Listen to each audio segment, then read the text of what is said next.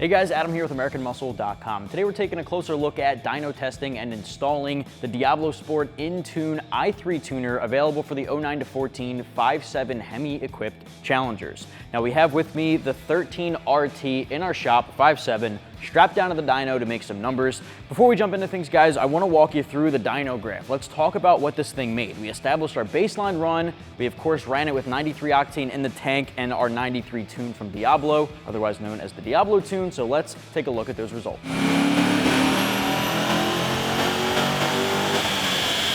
Well guys, we of course established our baseline run in our 2013 5.7 on the dyno here, 93 octane in the tank, completely bone stock. Otherwise, we walked away with about 346 horsepower, 377 foot-pounds of torque at the rear wheels. We then, of course, uploaded our Diablo tune or the 93 octane tune, ran it under the same conditions in fourth gear, and walked away with 357 horsepower and 394 foot-pounds of torque at the rear wheels. That's good for peak gains of 11 horsepower and about 18 torque at the rear. Now, those numbers alone are pretty good from just a simple preloaded handheld tuner, but it gets even better under the curve. And the curve is really where things matter. That's what you feel on the street.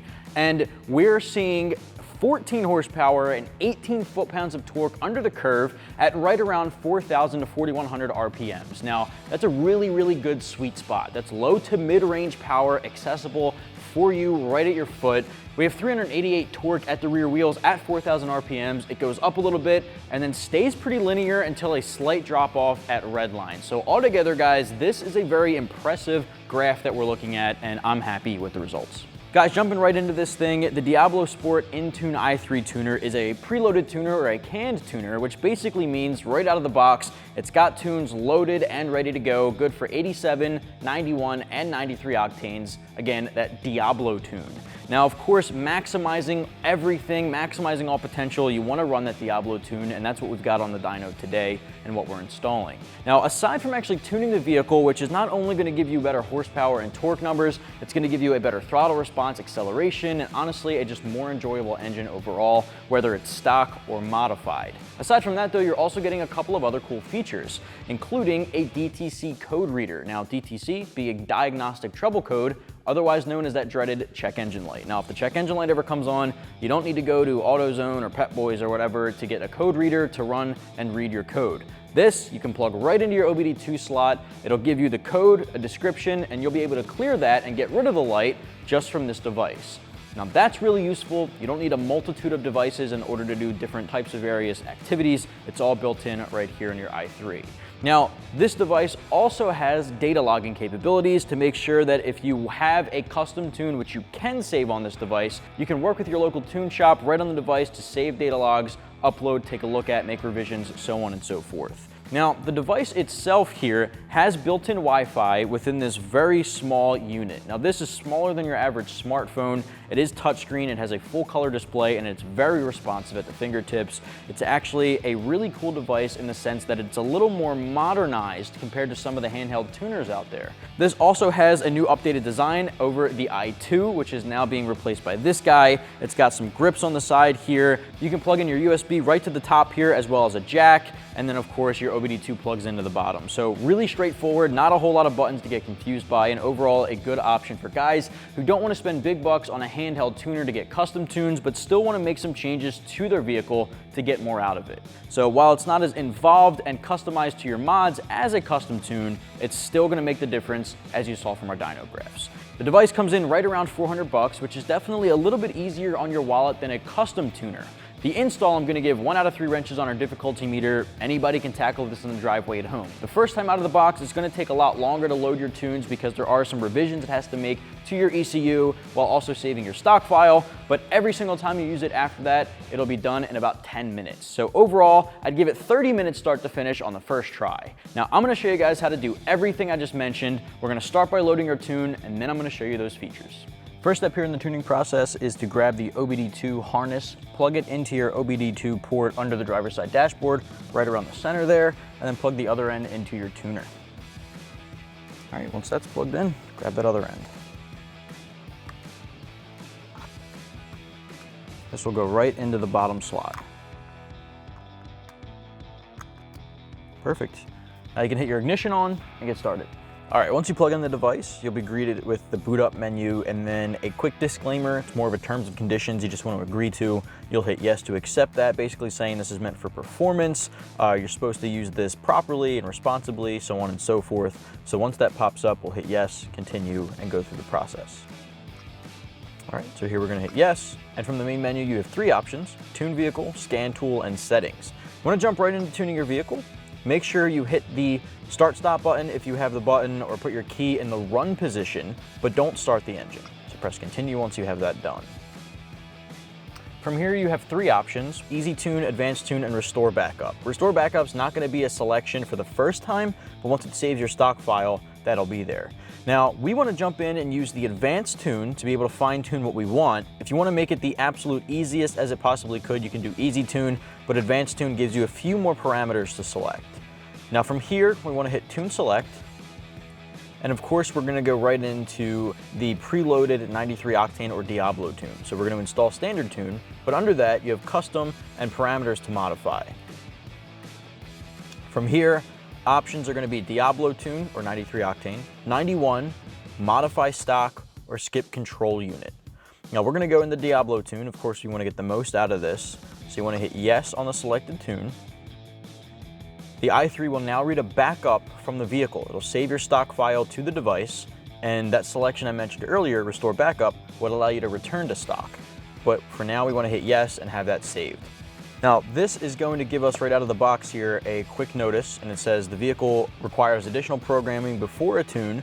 The process can take up to 30 minutes to complete.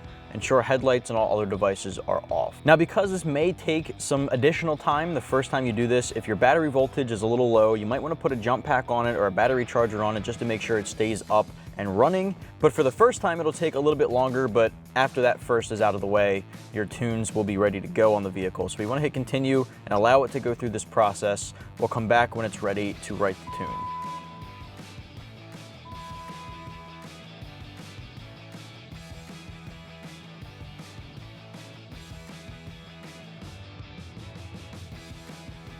All right, it'll prompt you to turn the ignition off. Press continue. Back into the run position. Press continue.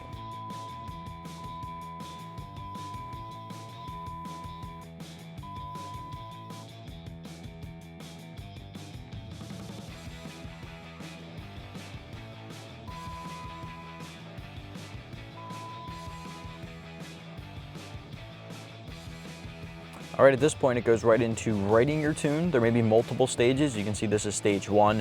You wanna let it load 0 to 100 as many times as it needs to. It'll give you a notification telling you that it is complete. It also may ask you to turn the ignition off again and press continue and then back on. So you just wanna, stand by, keep an eye on it. Do not unplug the device and don't turn off the ignition unless it prompts you to.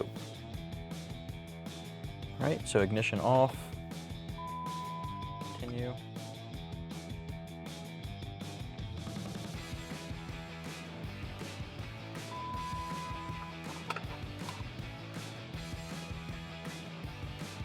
All right, so you can see it's going through stage 2. Again, just let it load 0 to 100 and we'll come back at the end. All right, again, ignition off, continue.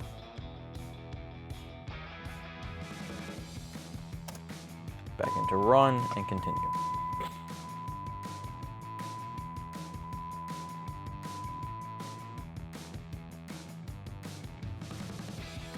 All right, from here you can modify any parameters, apply your tune. We're gonna go right into applying the tune because modifying parameters gets into things like tire size, gear ratio, speed limiter, rev limiter, so on and so forth. We're gonna keep all that the same directly as is on the Diablo tune and let it do its thing.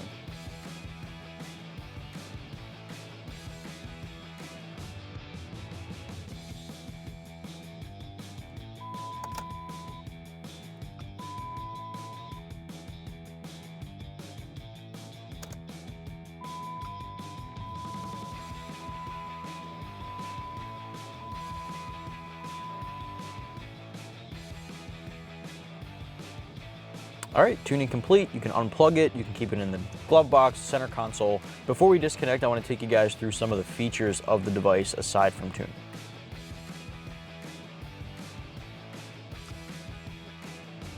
All right, now from the main menu, aside from tune vehicle, you'll have scan tool. Now if you click that and ensure that your key's in the run position, you'll be able to take advantage of a DTC code reader, essentially. You don't need another device to see what the check engine light's about if it comes on.